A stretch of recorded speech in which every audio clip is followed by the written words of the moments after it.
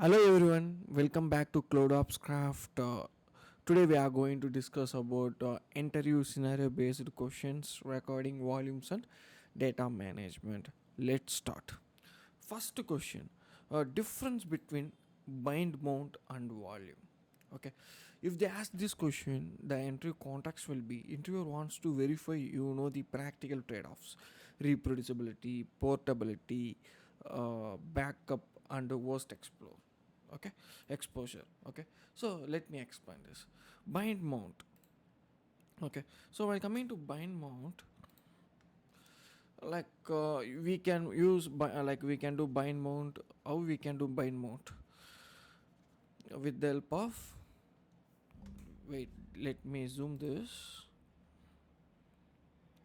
So with the help of hyphen v slash host slash path slash container, and we can provide path to bind. Okay, this ties to a specific this ties to a specific host file system path into the container. You can control the exact host location, useful for development. Okay, mount source code debugging or when you need access to specific host files. Okay, downside is less portable. Okay, may expose sensitive host files. Okay, and permissions. Okay, issues can occur. Next is named volume. Named volume, how you can create, again we can use for named volume. For named volume, you can use again hyphen v and your volume container and its path. Okay, or you can use hyphen mount equal to mount type. Okay, mount type equal to volume source equal to my volume. Like that you can create. It is managed by Docker and stored by default under varlib docker folder. Okay, varlib docker folder. Okay, Docker creates and manages lifecycle. Volumes are portable across its containers, easier to backup and decoupled from arbitrary host paths. Okay, volumes are the recommended uh, production pattern for persistent app data. So how you can answer in interview? So I use bind volumes for dev workflows where I need direct access to the host files, but for production persistence I use Docker volumes.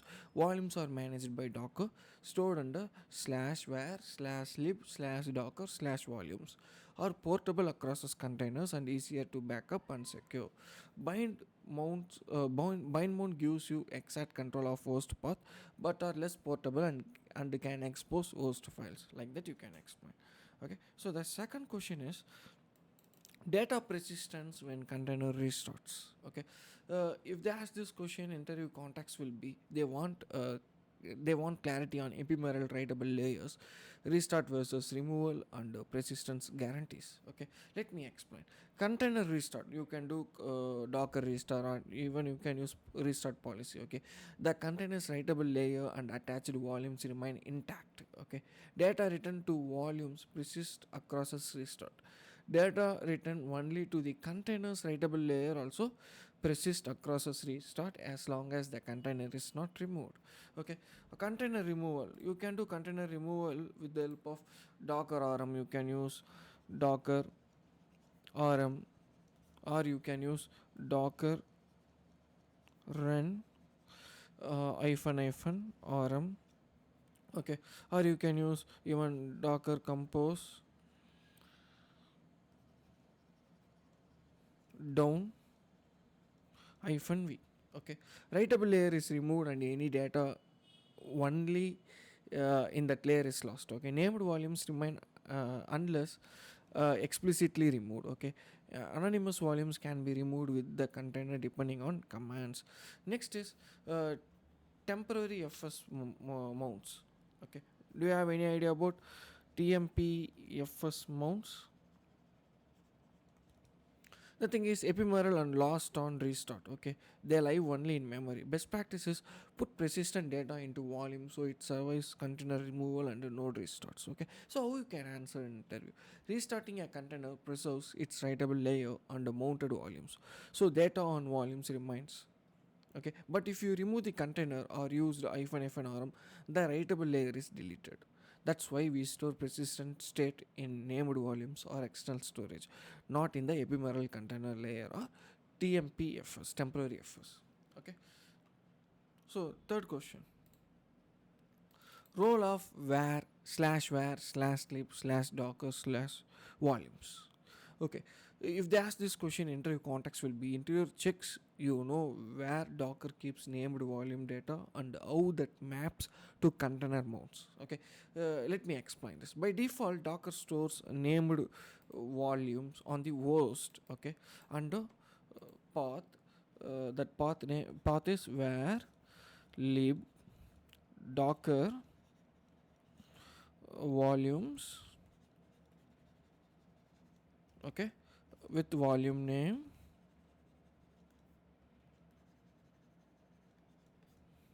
and data folder. Okay, when a container mounts a named volume, Docker mounts that host directory into the container. This directory is an authoritative persistent store for that volume. Note, when using custom volume drivers, storage location and behavior depend on the driver. Okay, you can inspect this with the help of using docker volume ls command. Docker volume ls command. Okay, or you can use docker volume inspect inspect volume name. Okay, for example, consider I have a volume called my volume.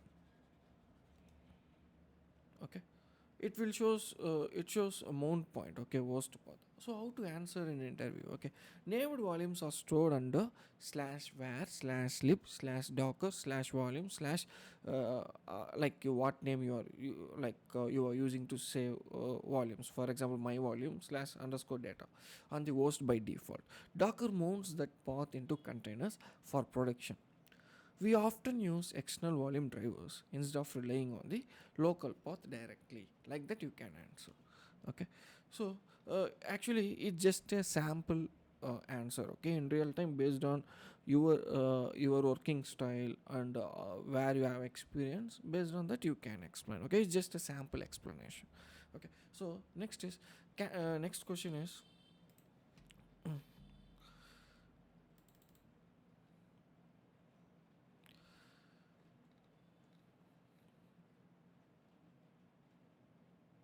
Sharing volumes between containers. Any idea on this?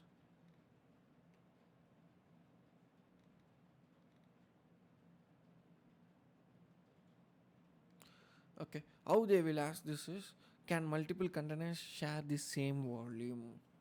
Okay, if they ask this question, interview context will be they want to know if you understand sharing, concurrency, and driver limitations. Okay, the thing is single host versus multi host. Okay, so let me explain. Yes, okay, if they ask can multiple containers share the same volume, yes, obviously yes. Okay, multiple containers on the same host can mount the same named volume concurrently, read write or read only. Okay, this is common for web servers sharing static assets, logs or data directories. Okay, so concurrency semantics depends on the file system and driver. Okay, first is local volumes. Okay, local volumes, which is default. Okay, are host local and work for containers on the same host. Second is for multi-host sharing, you need a shared file system driver like NFS or CIFS or cloud block storage with the cluster file system. Okay, or specialized volume plugins. Otherwise, containers on different hosts cannot share the local volume. Concurrent writes can cause conflicts or corruption if the application is not designed for concurrent access. Okay, file locking semantics may vary. Okay, so how to answer? Yes, multiple containers on the same host can mount the same named volume. For cross host sharing, you must use a network backed driver like NFS or cloud file service or a plugin. Also, concurrent writes must be handled at the application level to avoid data corruption. This is how we have to answer. Okay, so the next question is named volumes and use cases. They will ask why we have to use named volumes like that. If they ask this question, the entry context will be they want production ops reasoning like life cycle, portability, backups, and safety. Okay, so let me explain. The thing is, named volume provides. First, let me explain one by one. Named volume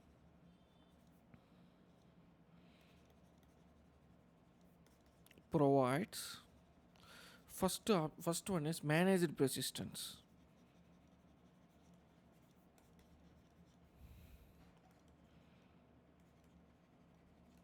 Okay, Docker takes care of creating and mounting the storage location.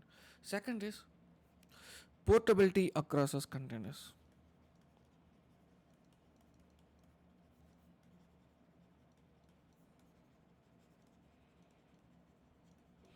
Okay, detach volume from one container and attach to another. Okay, third one is isolation from image layers.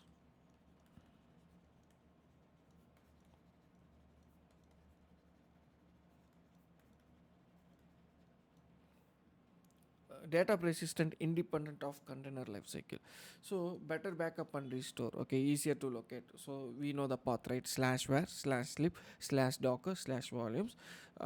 In that folder you will have your volumes, or use volume commands for copying. Next is driver integration. Okay, the next thing is driver integration. Okay, works with volume drivers for advanced features like encryption, snapshots, and all. Next thing is cleaner compose files.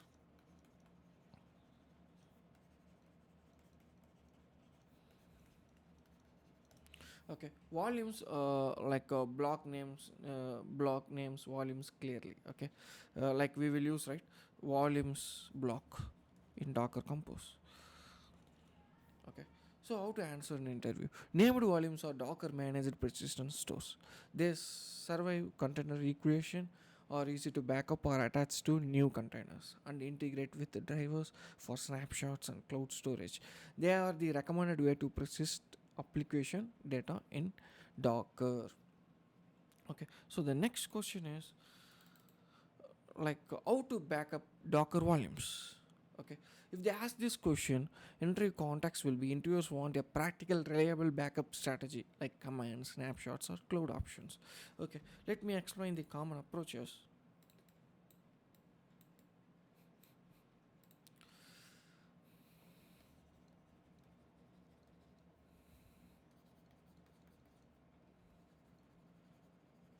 First is container based Tor backup.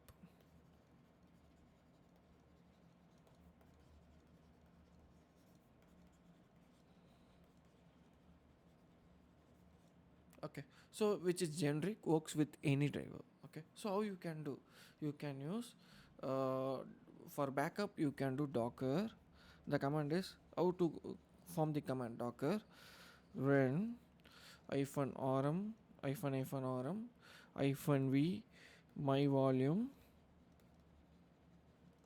Okay, slash data hyphen v, and you can use dollar symbol and pwd for current directory path slash backup alpine. This is sample command. Okay, okay, yes such hyphen c cd slash data and tar czf. If you don't know how to tar a file, okay, I suggest you to watch my Linux course. Okay, that is 5 hours course. Okay, you will become good. Okay, in Linux. Okay, since as a DevOps engineer, obviously we will work with Linux only on day-to-day basis. Okay, so to improve your Linux knowledge, you can check my description. I'll provide my Linux playlist list. Okay, so it is a 5 hours course that is enough for you to become good in Linux for DevOps. Okay, slash backup slash my volume, and you can provide date. Okay, date plus percentage tgz. Okay, so this is for backup. So I want to restore, then now I can form the command. You can form like okay, this is for restore. Okay, you can use docker run rm v my volume slash data v dollar symbol pwd slash backup alpine sh hyphen c cd slash data, and you can tar it tar to extract. Okay, backup my volume. For example, consider this is my volume.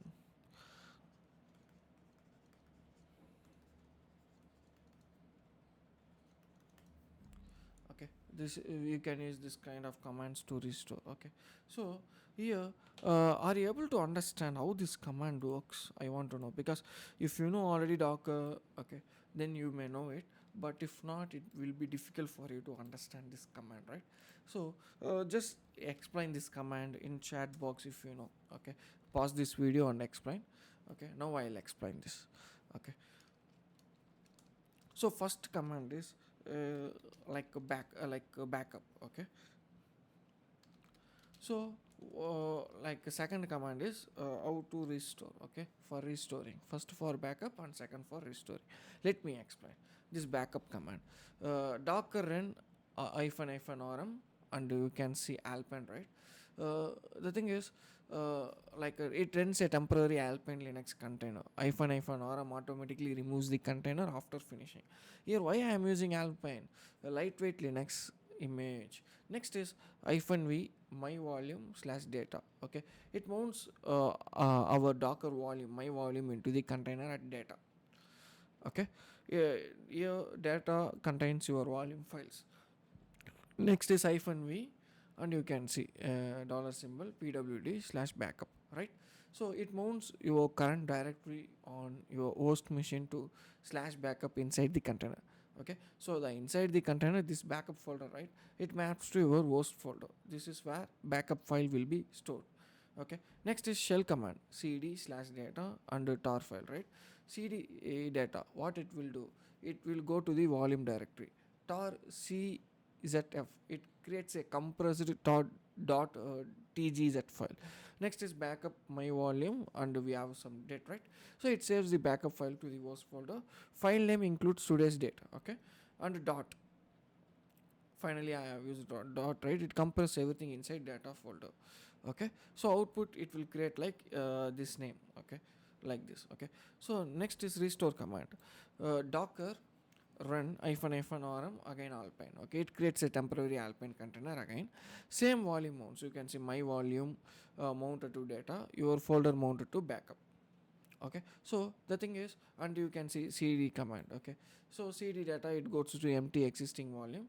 Tar xzf, it extract the tar dot tgz archive. Okay, and backup and name of backup file. Okay, takes the backup file from your host. Files are extracted into data. Okay, it restores everything into the volume.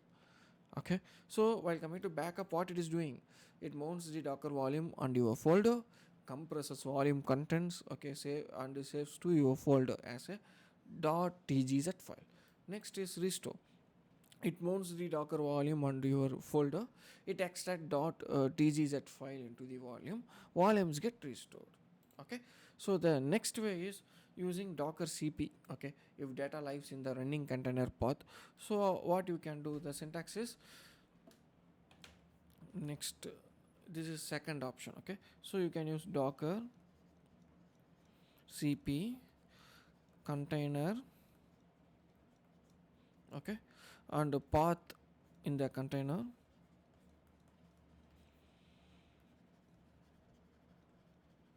to host slash backup path.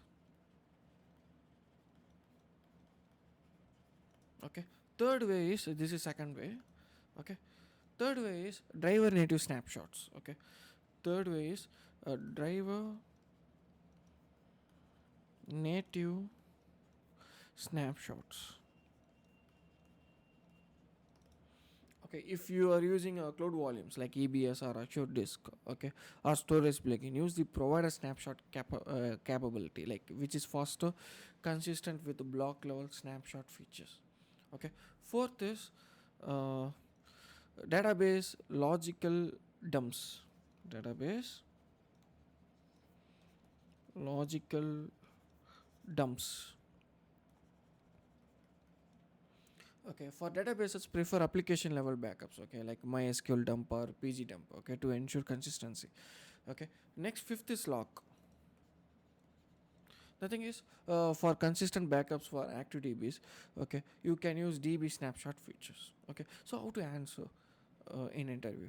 Okay, I usually perform a container-based tar backup that mounts the volume and exports its contents, which is driver. Uh, which is usually a driver. Okay, for database, I prefer logical dumps or provider snapshots for consistency.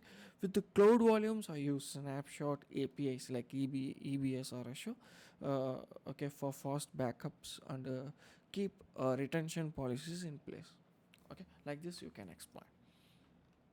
Next question is file sync conflicts in container. How does Docker handle file sync conflicts? Okay, if they ask this question, okay, interview context will be they want to know concurrency and consistency guarantees, especially when multiple writers or multiple host drivers are involved.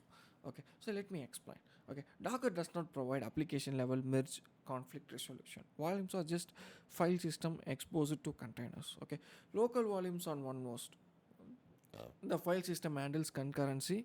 Okay, but your app must be concurrency aware. Okay, logs or transactions. Okay, race conditions may still occur if app does not coordinate writes. Okay, next is network file systems, NFS or CIFS. Okay, may have different locking semantics. Okay, some operations are not atomic across its clients. Stale caches can lead to apparent conflict. Okay, next is multi-host drivers or cluster storage. Behavior depends on driver. Okay, some provide locking, some are eventually consistent. Use distributed locks or a database for coordination. Okay, for dev on Mac OS or Windows, Docker Desktop uses file sync implementations. Okay, that sometimes show stale files or delays. Okay, be mindful. Okay, so how to answer? Docker volumes are plain file systems. Docker does not resolve file conflicts for you. Okay, so if multiple containers access the same files, you must design for concurrency. Okay, locking or transactional rights. Okay, or use a purpose built shared storage that guarantees consistency. For database, use the DB concurrency primitives instead of raw file sharing. Next is read only mounts explain. The thing is, explain read only mounts. If they ask this question, they are accessing whether you know mount options, use cases, and how to read only improve safety. Okay, let me explain. You can mount a volume as read only. Okay, so the container cannot modify it. Okay, if you are using CLI, then now you can do this. You can use if for CLI, okay, you can use -v my volume data RO read write. RO means what? Any idea? Any idea? If you know, just pause this video and let me know on the comment section. Okay, any idea this RO? The thing is, here -v is bind or volume mount using short syntax. Okay, my volume. This is the name of the Docker file. This data path inside the Docker container. This RO means read only mount. Okay, read only mount.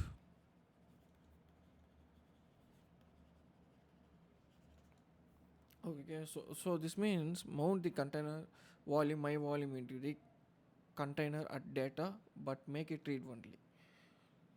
Okay, after that, otherwise you can use or you can use hyphen mount equal to mount hyphen mount, type is volume, type equal to volume. Okay, type volume, source is my volume, target is data, comma read only. Okay, so the thing is, here what it is doing is this hyphen mount is that, right? This is the modern mount syntax. This is recommended modern syntax. Okay, because it is more readable and less, it is more readable. Okay, type equal to volume, the mount type is a docker volume, source equal to my volume, this is volume name, target equal to slash data, mount path inside container read only, makes the mount read only.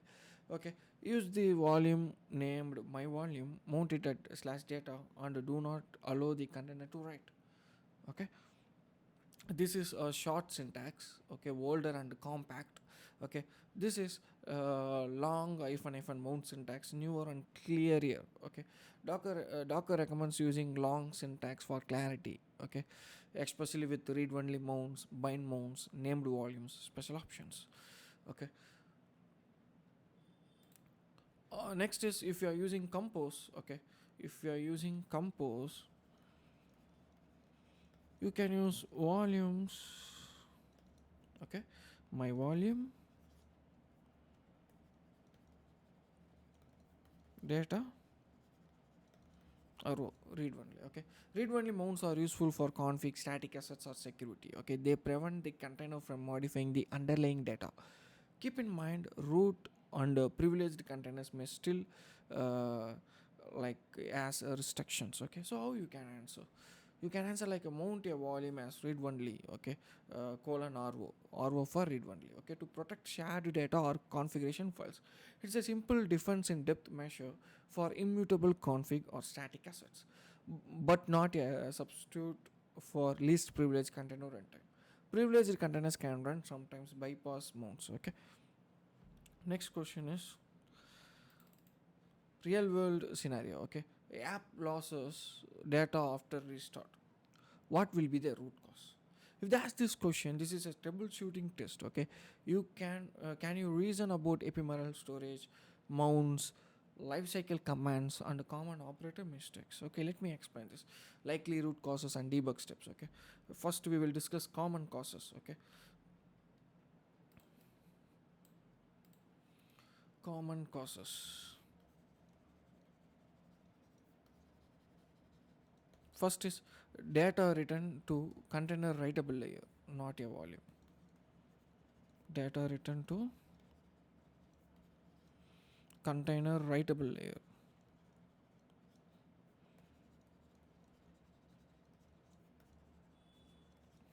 Okay, not a volume. Okay, if container was removed, not restarted, the writable layer was deleted. Example, if you use docker and hyphen rm or docker compose down hyphen v. Okay, this is first cause. Second cause is using temporary fs mounts.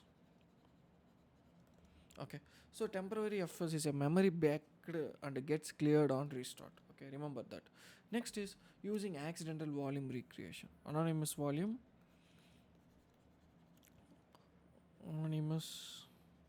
or accidental volume creation, accidental recreation, accidental volume recreation.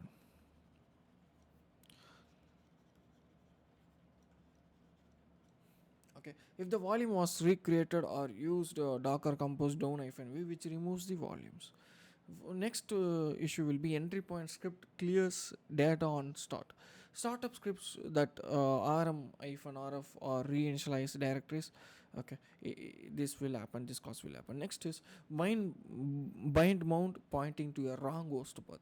App writes data to slash data, but host bind mount is to another path, so data stayed on the writable layer, so obviously it will cause this issue. Next is permission issue. App lacked permissions and wrote to alternative location or failed silently. Okay, next is container recreated with a different volume name. Okay, using ephemeral anonymous volumes versus named volumes. Okay, so let me let you know the debugging step, debugging checklist. Okay, so while coming to debugging checklist, first you can use Docker ps-a. What it will do? Check if container was removed or recreated. Second, you can use Docker inspect container name. What it will do? It checks volumes and mounts. Okay. Third, you can use Docker volume ls, or you can use Docker volume inspect with volume name. Okay, and you can enter into inside the container to see where files currently are. You can use ls-la command, or you can use df-h, or you can check with mount commands. Okay, inside the container you can check docker compose commands. Okay, used whether we have used down-v or stop or restart. Check entry point and logs. Okay, for initialization hooks. Okay, so how to answer an interview? First, I will check if the data was in a named volume or the container's writable layer. If the container was removed, the writable layer could be lost. I will inspect the mounts docker with the help of docker inspect command. Okay, check whether docker hyphen compose docker hyphen compose down hyphen v or hyphen hyphen rm was used. I'll examine entry point scripts that might reinitialize data and verify bound mount paths and permissions. The most common cause is storing state in the ephemeral container layer instead of a persistent named volume. Next question is how to migrate data between containers. Okay, if they ask this question, entry context will be they want practical steps, safe copy, and minimal downtime approaches. Okay, so let me explain. Option 1 is volume to volume copy if it is same host. Okay, let me explain the options. First is volume to volume copy. Okay, if it is same host.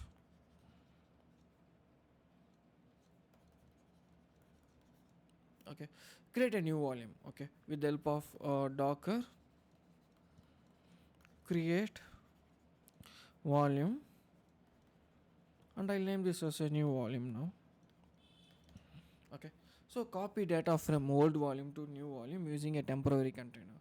So how you can create the temporary container? Okay, any idea how to create that temporary container?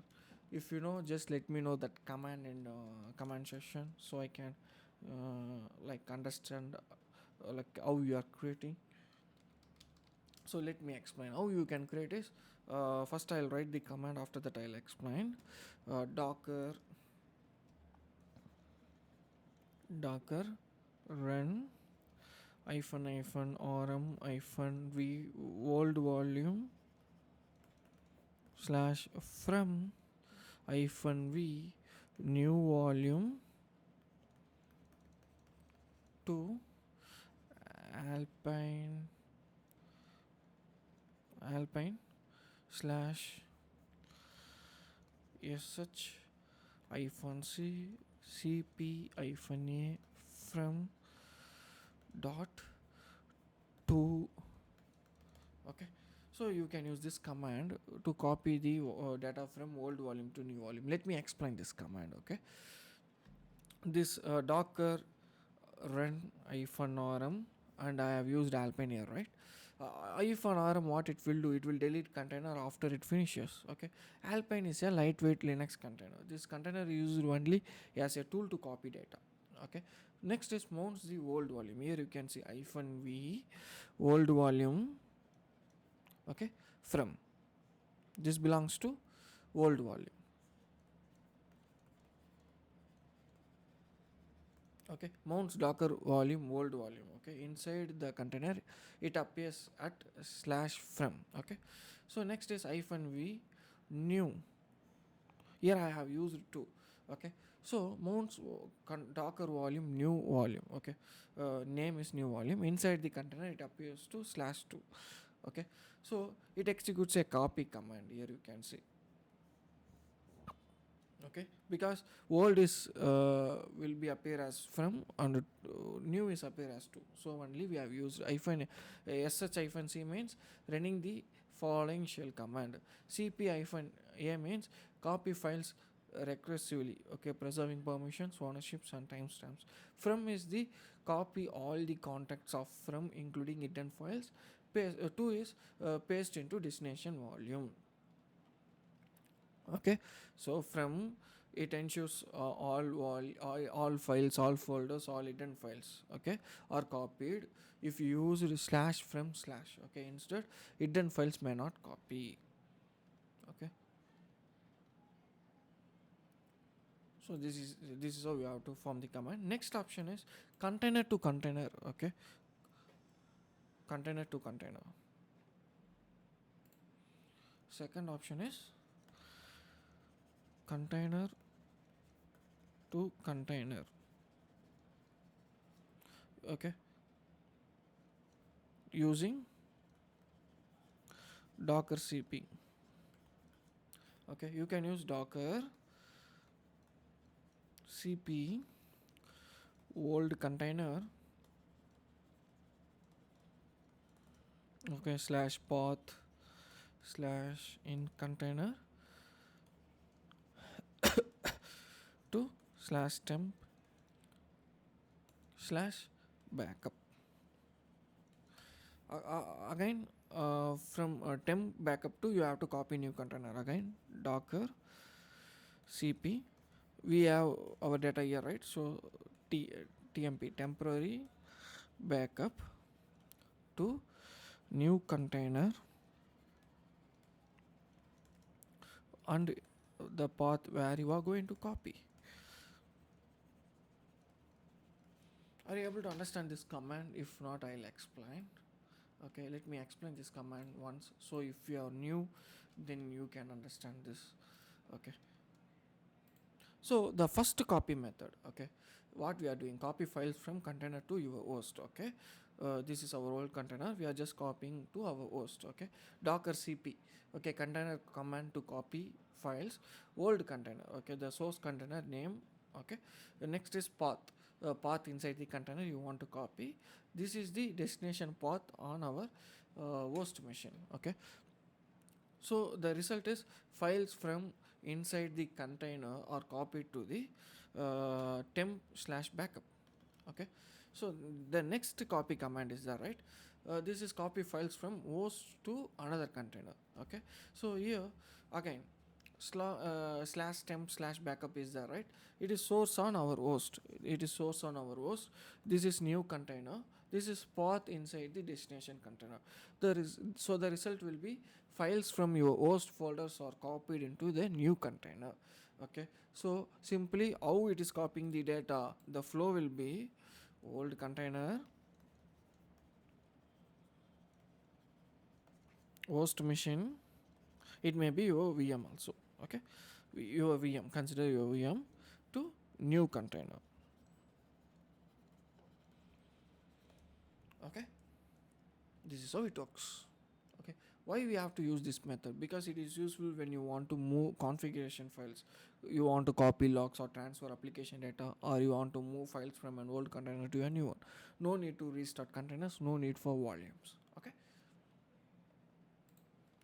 Third is live migration with rsync, okay, zero downtime approach. Okay, you can use rsync to copy data while app is running. It needs network mount or using docker run with mounts. Okay, do an initial rsync, okay, and check. After that you can switch volumes, or even you can use storage level snapshot and migration also. For provider volume snapshot and attach snapshot to new instance, or use plugin driver migration features. Okay, while coming to database approach, perform logical dump. Okay, whether if you are using MySQL dump or PG Postgres SQL dump. Okay, and restore into new DB container. Use replication for minimal downtime. So how to answer in interview? For host local volumes, I create new named volume and copy data between them via a temporary container. Okay, whether by using a CP command. For database, I prefer logical dumps or replication. For near zero downtime, I do an initial rsync. Okay, and for final after that only I'll do final rsync. Then I'll switch volumes. For cloud volumes, I use snapshots and attach the snapshot to the new host. Okay, which is the best practice. Next question: volumes in Docker Compose. If they ask this question, they want to know Docker. They want to know Compose syntax, named versus bind mounts, and lifecycle behavior. Okay, Compose example. Okay, mostly like it will be same only. Okay, let me write one Compose example. Okay, let me write a Compose example. Service app image my app, and volumes I'll use my data, and I'll provide the path where lib my app data. Okay, which is named volume. Next I'll use dot slash config slash etc slash my app ro, which is bind mount. Okay, worst path. Next again I'll create one more volume block, my data driver local.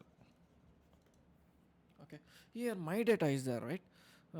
What it is doing, my data declared under volumes is a named volume. Okay, compose creates its own docker compose up, and dot config is there, right? Is a host bind mount, offers direct host edit access, useful in dev. Okay, next is docker compose down hyphen v, it removes volumes declared in compose. So be careful, don't run down hyphen v in production if you want to preserve data. Okay, you can specify driver options and external volumes. Okay, it will be good. Okay, so how you can answer an interview? In compose, declare named volumes under volume block, and reference them in service. Bind mounts uses host spots in the service volume block. Okay, be check twice before running docker hyphen compose down hyphen v will remove volumes declared in the docker compose file. So avoid using it if you need to process data in production. Okay, so the next question is volume driver concept. If they ask this question, they want to know about driver plugins and how storage backend capabilities affect mounts. Let me explain this. A volume driver is a backend plugin that provisions and manages the actual storage. For example, let me explain for all the scenarios. First is local, which is default one. Okay, local, which is a default one, which is host file system.